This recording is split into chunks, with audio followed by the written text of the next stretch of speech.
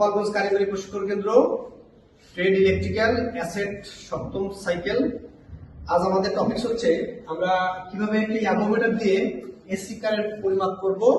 এটা আমরা থিওরিটিক্যালি আমরা প্রথমে বোর্ডে আমরা জেনেছি, এখন সরাসরি আমরা প্র্যাকটিক্যাল করব। তবে চলুন শুরু করা যাক। দেখেন এই মিটারে আমাদের যে কারেন্ট যে ভোল্টেজটা আমরা পরিমাপ করব, সেই ভোল্টেজ জন্য একটি এসি ভোল্টেজ পরিমাপ করার নির্দিষ্ট একটা কি আছে, কিছু ঘর আছে, এবং এই সিলেক্টর যে নবটি আছে বা রোটারি সুইচটি আছে, এটার মাধ্যমে সর্বোচ্চ আমরা যে রেটটা আছে সেখানে আমরা প্রথমে নিয়ে নিব। কত আছে সর্বোচ্চ? 1000। আর এসিতে তো আমাদের এই মাঝখানে ঘর আছে, অর্থাৎ আমরা যখন এটা বিবেচনা করব উপরে নিচে কোথাও নাই, শুধু ওই দাগটাকে আমরা কি করব, বিবেচনা করব। আমরা এখানে ধরেছি কত, 1000। এখানে আমাদের মান আছে কয়টা? এখানে মান আছে 17 থেকে 250, অর্থাৎ আমাদের সাথে মিশতেছে না, তাই না ব্যাপারটা? আমরা এবার দেখবো যে আমাদের 1000 কয়টা ঘরে আমরা ভাগ করে দিচ্ছি। আমার এখানে ঘর আছে কয়টা? 1000 ভাগ 10 সমান কত হবে? 100। প্রত্যেক দাগের মান হচ্ছে কত? 100। আমার প্রত্যেকটা ছোট ছোট দুইটা দাগের মাঝে বার 5টা করে দাগ আছে। 100 ভাগ কত হবে? 5। এক এক দাগের মান হচ্ছে কত? 20। বড় দাগে হচ্ছে কত? 100, ছোট দাগে 20।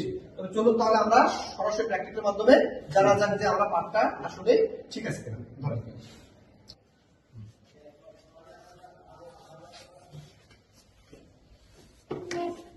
এখানে কত আসছে মাপদান?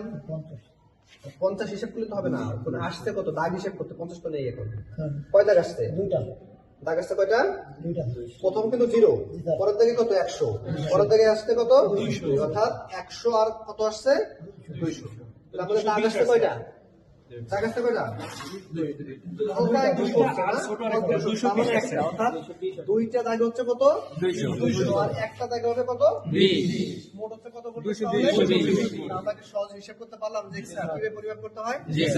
এখন একে একে সবাইকে আমি একবার দেখিয়ে দিলাম, এখন একে একে প্রত্যেককে এইটা মাপটা নিন। ওকে,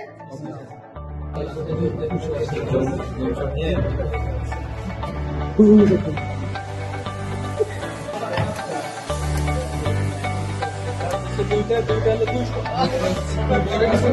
220, তারপর টোটাল 220, টোটাল 220